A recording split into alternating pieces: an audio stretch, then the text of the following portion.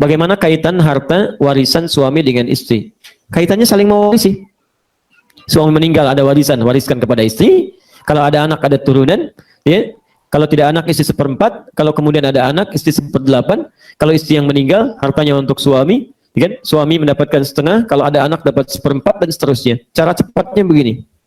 Cara cepatnya. Yang paling cepat ya, Anda bisa nanti turunkan di An-Nisa ayat 11 sampai 13, posisi paling kanan dari pertengahan sampai ke bawah. Yusikumullah fi auladikum lidzakari mithlu hadzil unthayain. Bikin aja tanda begini. Keras ya. Ini paling cepat. Ini yang pokok yang pasti mendapatkan warisan. Ini suami. Ini istri. Ini anak bawahnya. Bisa misalnya laki-laki, bisa perempuan. Ke atasnya ini ada ayah, ada ibu. Ini pasti dapat. Ini disebut ashabul furud, yang paling berhak mendapatkan warisan. Dan gak ada alasan, kalau masih ada pasti dapat. Pasti dapat. Jelas ya? Baik, halo, jelas belum? Belum saya terangkan, baru saya sebutkan begini ya.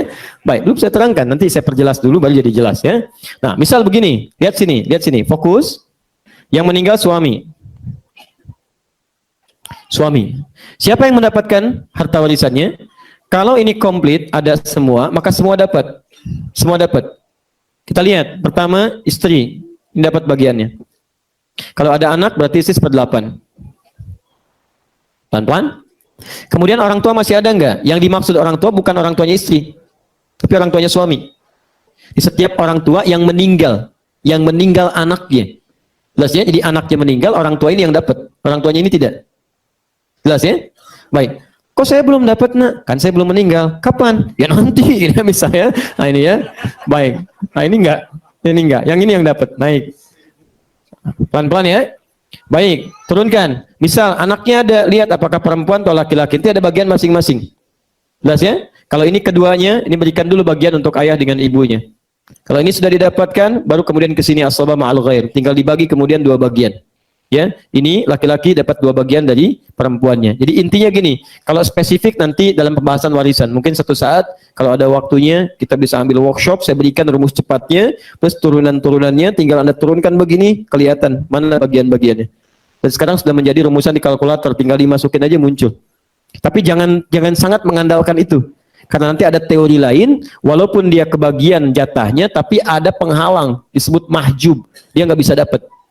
Maaf, misal, ini Muslim, ini misalnya tidak, belum masuk Islam. Ibunya misalnya sudah Muslim, ini tidak, ini meninggal. Maka ini yang seharusnya dapat, jadi tidak dapat. Terhalang. Gak pakai, oh terhalang. Ini kafir. Jadi kufrun, ini menjadikan seseorang terhalang mendapatkan warisan. Ini begitu ini dibagi, ini tidak. Jelas ya? Baik, jadi hal-hal semacam ini penting untuk diketahui. Termasuk, mohon izin ya, saya ingin berikan nasihat sebentar. Yang paling penting untuk Anda ketahui semua terkait dengan fase keluarga, menjelang fase-fase akhir kehidupan. Ketika akan seseorang berwasiat, itu umumnya Al-Quran selalu mendahulukan wasiat iman dan akhlak dibandingkan wasiat harta. Ini yang penting untuk mencatat. Quran surah kedua Al-Baqarah ayat 132 sampai 133. Posisi paling kiri di pertengahan sampai ke bawah. Quran surah kedua ayat 132 sampai 133.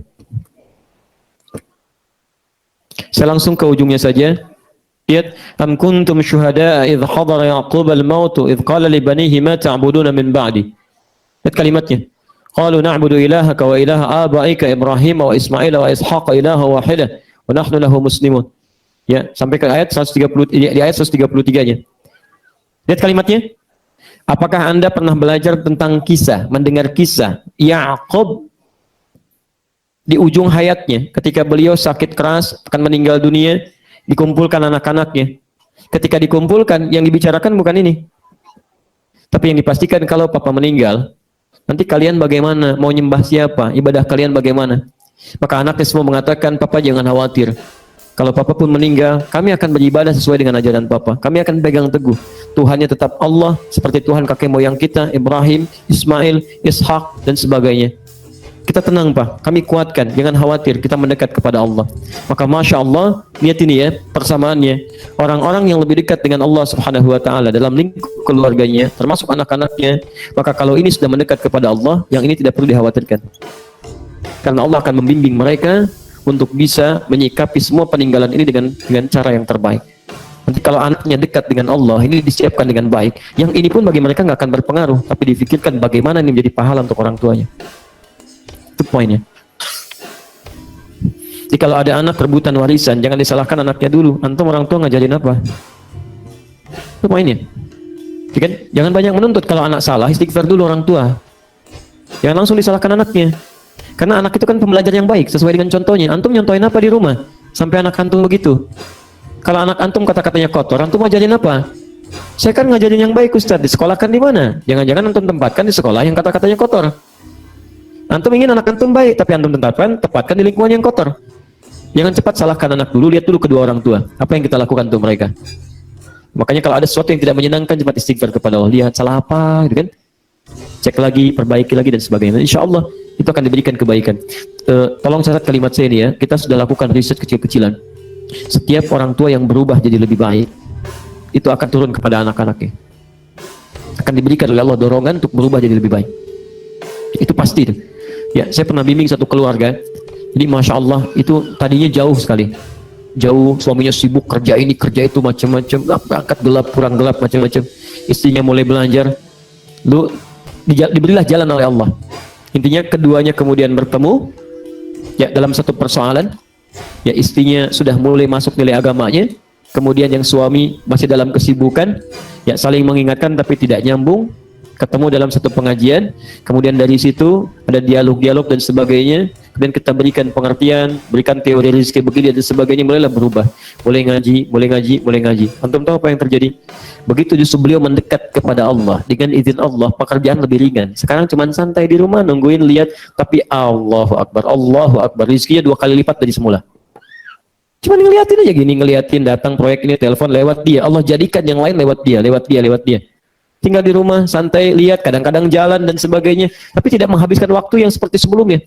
Sunnahnya jalan, sholatnya, bacaan Qurannya jalan, bisa etikaf juga. Yang paling menarik, anak pertamanya yang senang tadinya umum, tiba-tiba umumnya diarahkan untuk bisa mendesain tentang keagamaannya.